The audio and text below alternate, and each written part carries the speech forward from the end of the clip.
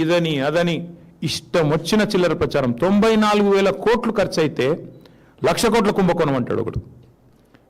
ఏం చెప్పాలి ఇట్లాంటి వాళ్ళకి? అందుకే ఇవాళ మళ్ళొక్కసారి గుర్తు చేస్తా ఉన్నా, కాళేశ్వరం అంటే ఒక బ్యారేజ్ కాదు. కాళేశ్వరం అంటే మొత్తంగా ఒక్కసారి ఆ స్కీమ్ చూస్తే 80 మీటర్ల మీది నుండి 618 మీటర్లకు దశల వారీగా నీళ్లు లిఫ్ట్ చేసే ప్రపంచంలో అతి పెద్ద lift irrigation project Kaleshwaram. Kaleshwaram అంటే మరి ఒక్క బరాజ్ కాదు, 3 బ్యారేజీలు. కాళేశ్వరం అంటే 15 రిజర్వాయర్లు. కాళేశ్వరం అంటే 19 సబ్స్టేషన్లు. కాళేశ్వరం అంటే 21 పంప్ హౌజులు. కాళేశ్వరం అంటే 203 కిలోమీటర్ల సొరంగాల ద్వారా వచ్చే నీళ్లు.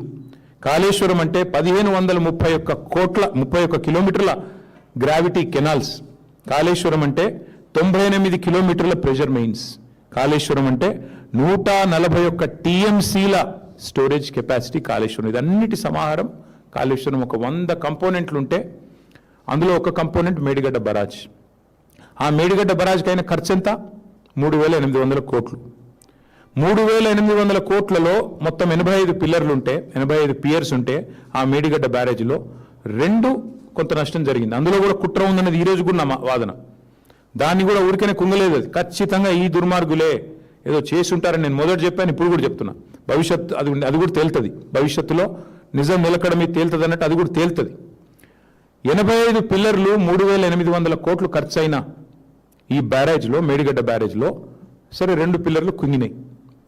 ఆ 2 పిల్లర్లు కుంగితే వెంటనే ఆ సంస్థ, ఒక ప్రతిష్టాత్మకమైన సంస్థ, అదేం ఆల్తుఫాల్తు సంస్థ కాదు, ఎల్ఎన్టీ అనే సంస్థ, మరి వారు ముందుకొచ్చి, ఎందుకంటే defect liability period, maintenance period ఉంటుంది ప్రతి వర్కులో, మేమే కడతాం ఎట్ అవర్ కాస్ట్, ప్రభుత్వానికి ప్రజలకు రూపాయి నష్టం లేకుండా 300 కోట్లు 400 కోట్లు అవుతుంది ఆ 2 పిల్లర్లు రిపేర్ చేసేందుకు, లేదా మొత్తం ఆ బ్లాక్ రిపేర్ చేస్తే కూడా 400 కోట్లు అవుతుంది కావచ్చు, మేమే కడతామని వాళ్ళు ముందుకు వచ్చారు.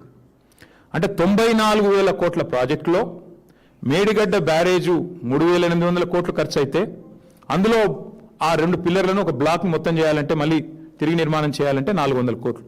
అది మేమే కడతాం, 4 పైసలు కూడా తెలంగాణ ప్రజల మీద భారం పడదు అని ఎల్ఎన్టీ చెప్తే వాళ్ళను హుంకరించి, బెదిరించి, వాళ్ళ మీద వాళ్ళ CFOను జైల్లో పెడతా అని చెప్పి మొత్తానికి మెట్రో నుంచి పారిపోయేటట్టు చేసి, ఆఖరికి ఈ మేడిగడ్డ బ్యారేజ్ విషయంలో కూడా కుట్రలు చేసింది ఈ రాష్ట్ర ముఖ్యమంత్రి రేవంత్ రెడ్డి. అందుకే ఆ సన్నాసికి నేను చెప్తున్నా, కాళేశ్వరం అంటే ఒక్క బ్యారేజ్ కాదు, ఒక 2 పిల్లర్లు కాదు. కాళేశ్వరం అంటే ఇందాక నేను చెప్పినట్టు 3 బ్యారేజీలు, 15 రిజర్వాయర్లు, 19 మరి పంప్ హౌజులు, 21 సబ్స్టేషన్లు, 100 కిలోమీటర్లు, 1000 కిలోమీటర్ల గ్రావిటీ కెనాల్స్, ఇవన్నిటి సమాహారం కాళేశ్వరం. 94,000 కోట్లలో అయింది నష్టం 400 కోట్లకి. ఆ 400 కూడా ప్రజల మీద భారం పడకుండా ఆ సంస్థనే ముందుకు వచ్చింది. ఇది వాస్తవం అయితే 1,00,000 కోట్లు పోయింది ఒక సన్నాసి, ఆ సన్నాసికి వంతపాడే ఇంకో సన్నాసి పార్టీ బీజేపీ.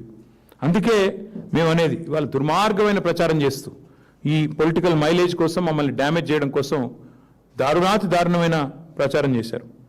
ఇక ఇంకొక మాట కూడా చెప్పాలి ఈ సందర్భంగా, ఎన్ని డైవర్షన్ డ్రామాలు గత 2 ఏళ్లుగా జరుగుతున్నాయో మీరు గమనిస్తూనే ఉన్నారు.